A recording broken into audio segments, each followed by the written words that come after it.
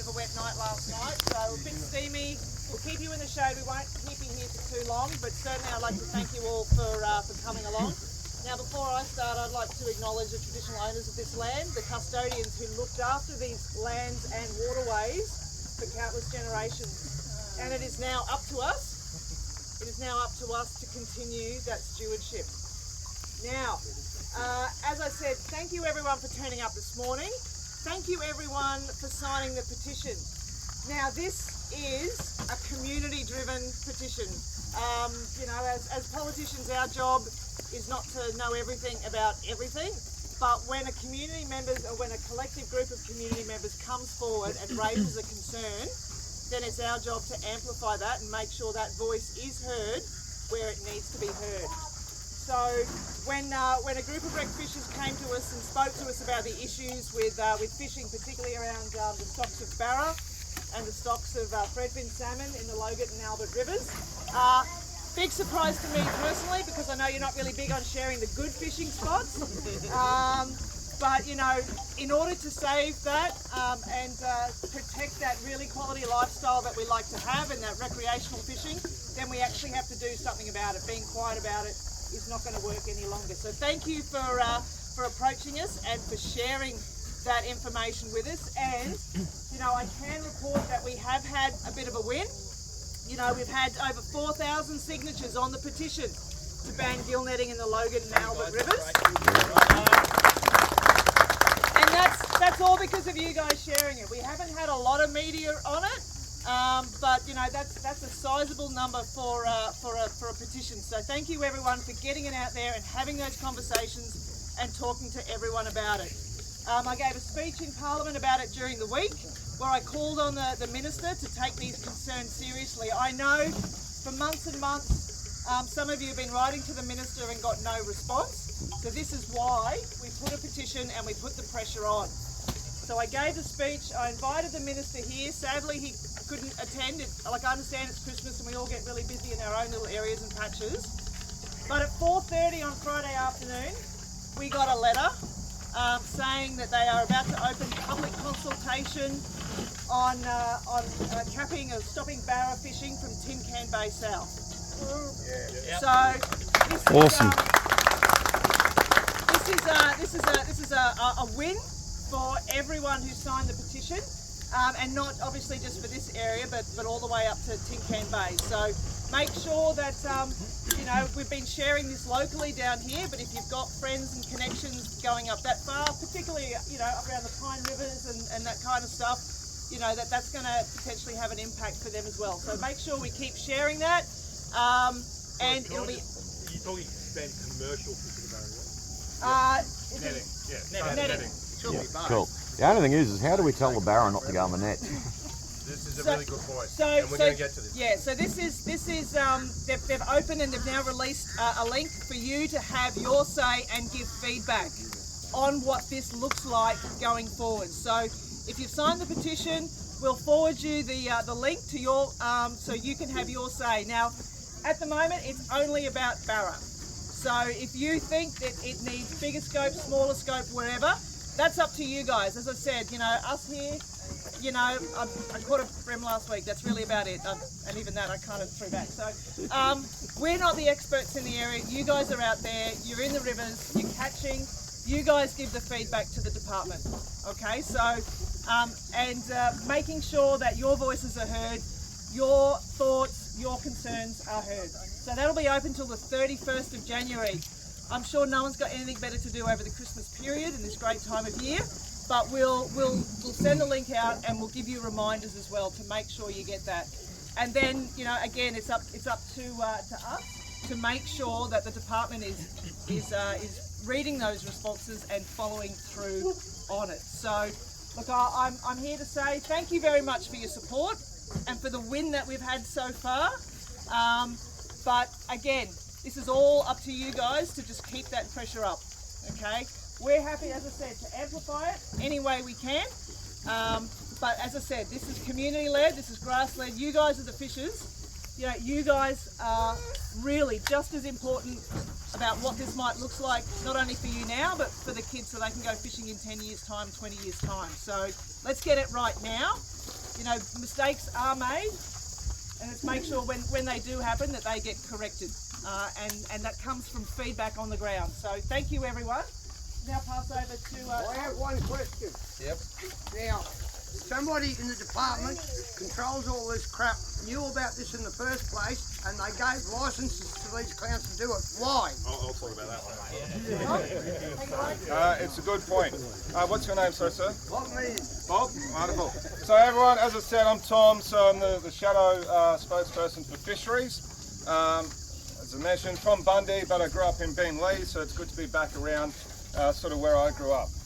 The big thing is a bit of a timeline here. So January 2024, yes, it was our Labor government that, in terms of changing the licences, allowed for the netting to come down into this area and did open up the licence availability for there to be the netting here in the Logan and the Albert River.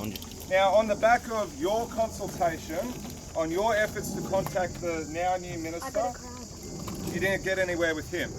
The consultation then came through to us. We saw this was a problem. Mel, Linus and myself, we met with a smaller group of key and keen fishermen, and we had a conversation and we learned more about the river. We learned more about the wreck fishing world, and we said, well, we need to respond and we need to try and correct that decision that was made under our previous government. So what we've done is obviously we've launched the petition. We raised the matters in what's called estimates. So in Parliament, back in August, we said to the Minister, how many wreck fishers have you met with about what's happening in the Logan and the Albert River? He said, oh, last week a bloke came up to me at an expo and we had a bit of a chat about it. That was me. That was you. Yeah. But that was after over 20 letters directly to his office that he had to say he did not respond to. So that's why we said, well, we need a petition, because the more voices, the louder you are. And this is your movement, this is your efforts. Now, Mel did the speech on Thursday. We got the letter yesterday from the minister talking about proposing that he'll get rid of the targeting of netting fishing for the Barra up to Tin Can Bay.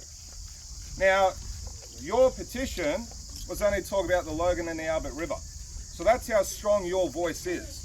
That's how much that you can influence change. But as we've said, how do the Barra know? But also, it doesn't say anything about the salmon in here either, okay, the threadies. So, in my world, so the way I see it, the door has been kicked slightly ajar.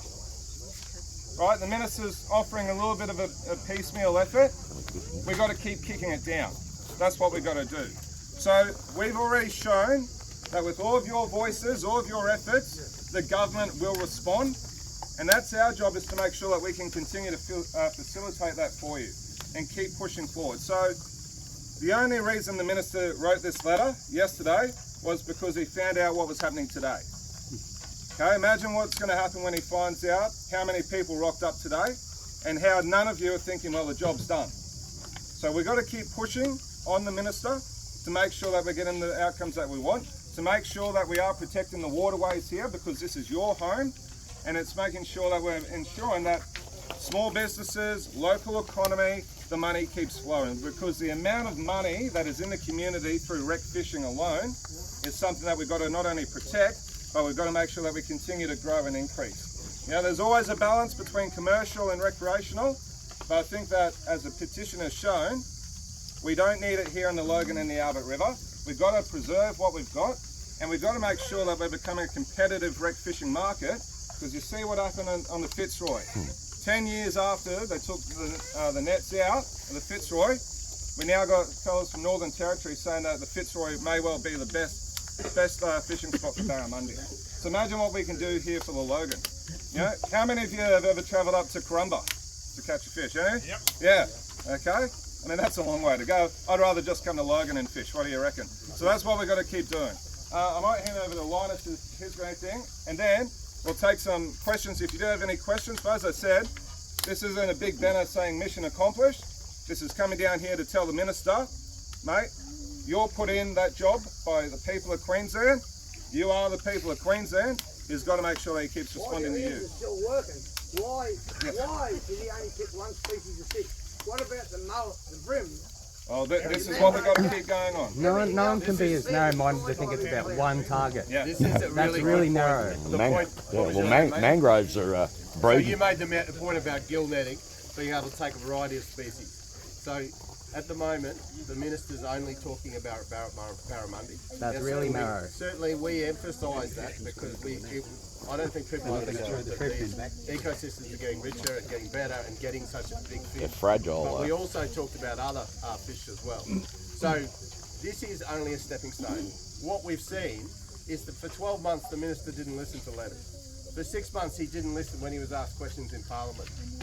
And now when he knew there was a rally, all of a sudden he's got a bit of a response. But we know this is only halfway here. We'll continue to back you about all the other species that are here and getting it right so that recreational fishing goes from strength to strength in these ecosystems, in these rivers, the Logan and the Albert, for a long time to go. You got a question? As well as the adaptation of things like the new tunnel net trials and also the new multi-stacked pot arrangements that are being trialled as alternatives to netting as well.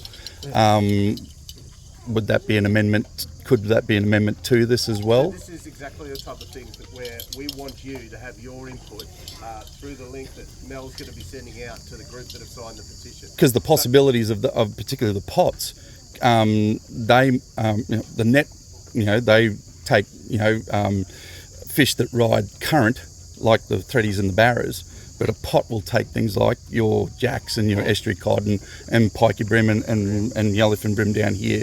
They will take crabs, they'll take all sorts of other species that aren't necessarily target but would be perhaps part of their other quota. Really good points. I guess when we started the petition, we deliberately kept it pretty small. Pretty narrow. But we had a good chat with Dave, and I'm not sure where Dave is, but can we give him a round of applause? Oh, there he is. it's how long's a piece of string, I guess. It also goes well on TV. They reckon they spent 2 hours in makeup for the TV.